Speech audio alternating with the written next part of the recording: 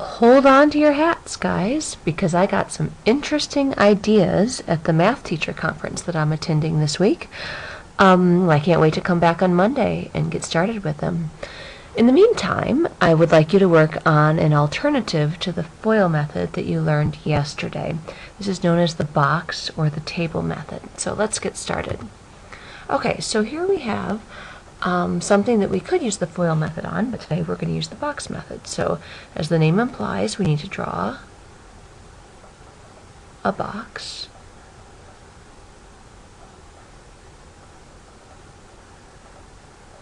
And we are going to write each expression, so this x plus 4, the x and the 4 are going to go here. And the second expression, x minus 2, we'll put the x and the negative 2 right here. And all we're going to do is we're going to multiply the rows and columns. So first we have x times x, which gives us x squared. Then we have x times 4, which gives us 4x. Then we have x times negative 2, which gives us negative 2x. And we finally have 4 and negative 2. The product is negative 8. So with our box or our table, we're going to add each of the different squares. So we're going to say x squared plus 4x minus 2x minus 8. Now you might have done this step in your head. If you didn't, then go ahead now and combine the like terms. 4x minus 2x gives us plus 2x minus 8. And there you go. That problem is done. Let's try another one. These are pretty easy. Okay, our next example, well, using the box method, we're going to draw our box.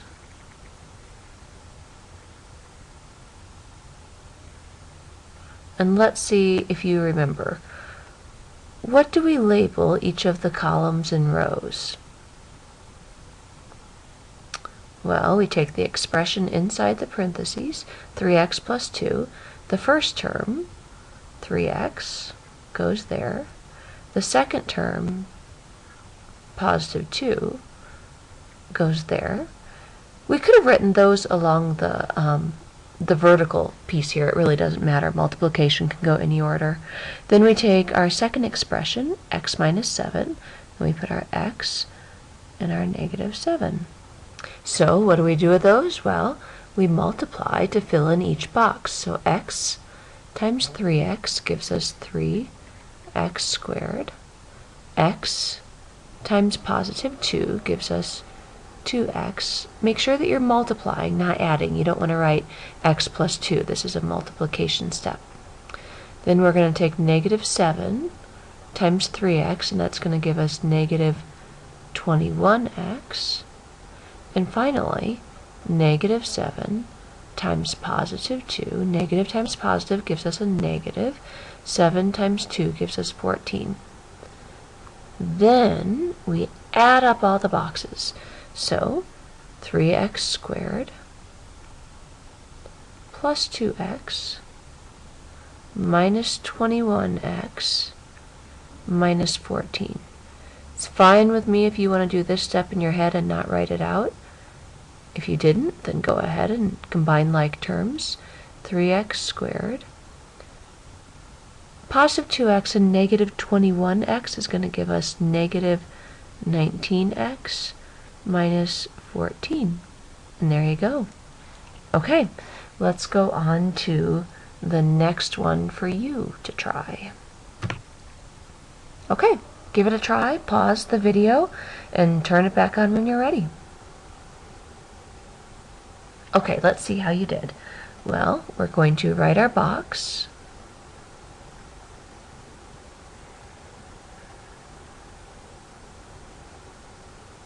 Draw our box, I guess.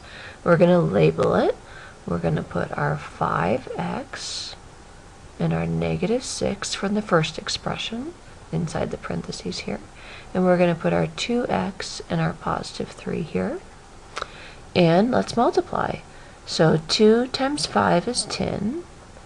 X times x is x squared. 2x times negative 6, well, positive times a negative is a negative.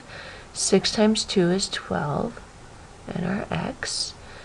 Here we have 3 times 5x, that's 15x. And we have finally 3 times negative 6. Well, positive times negative is negative, and 3 times 6 is 18. Then hopefully you combine the terms, or actually, sorry, you added up all the terms. 10x squared minus 12x plus 15x minus 18. And we'll combine these terms, which you could have done in your head. 10x squared, negative 12x and positive 15x will give us positive 3x minus 18. You're going to have several homework problems like that, and what I want you to do is use the box method on this one. The next thing that we want to look at is kind of a number game that's going to prove to be very useful to us in the future. So, in this number pattern puzzle, let me give you what the pattern is. We're going to have a diamond, or maybe it's just a square turned on its side here, however you want to look at that. We're going to have an A and a B.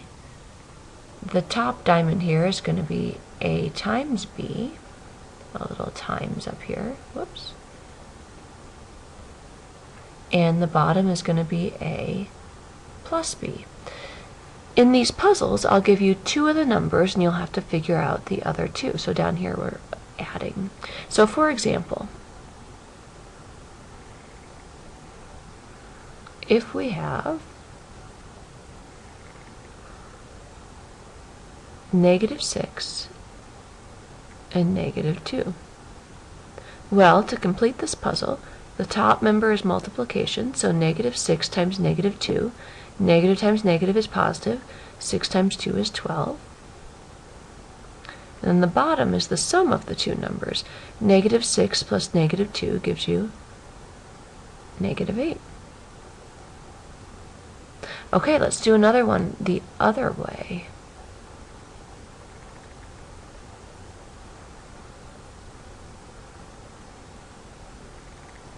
Let's say this time I have the top and the bottom filled. Negative 9 and negative 8. So this was the product and this was the sum down here. And we've got to figure out what numbers could add up to be negative 8 and multiply together to be negative 9.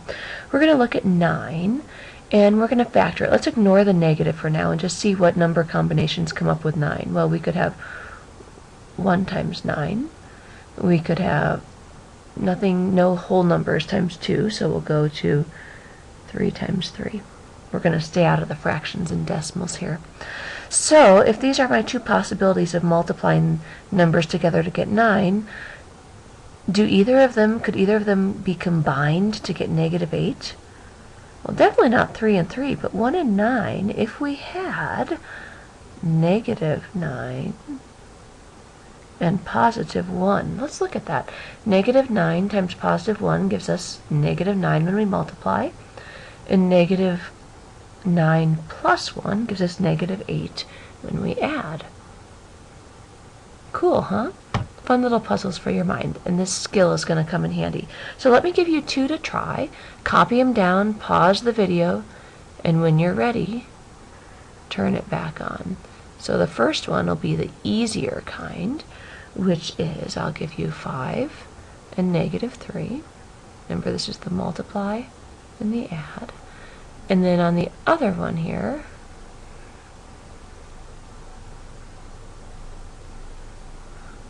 I'm going to give you 18 and 9.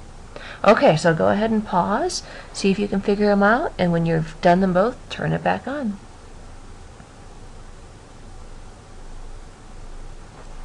Okay, let's see how you did. So here we go. The top box is the multiplication. So 5 times negative 3 gives us negative 15. And 5 plus a negative 3 gives us 2. Did you get it? Good. Okay, so this other one is the tricky one. Let's look at our strategy. We have our multiplication and our addition. And we looked at the top number here to see what combinations could come up with 18. Well, we could have, and let's over here where there's more space, say we could have 1 times 18. We could have 2 times 9. We could have 3 times 6. Nothing times 4, nothing times 5, and then we get back to our 6, so we know we're done there. So let's look. Can any of these numbers be combined to make 9? Well, these two can, so let's put a 3 and a 6. 3 times 6 is 18. 3 plus 6 is 9. Okay, you'll have some of these on your homework too. Good luck to you, and I'll see you on Monday.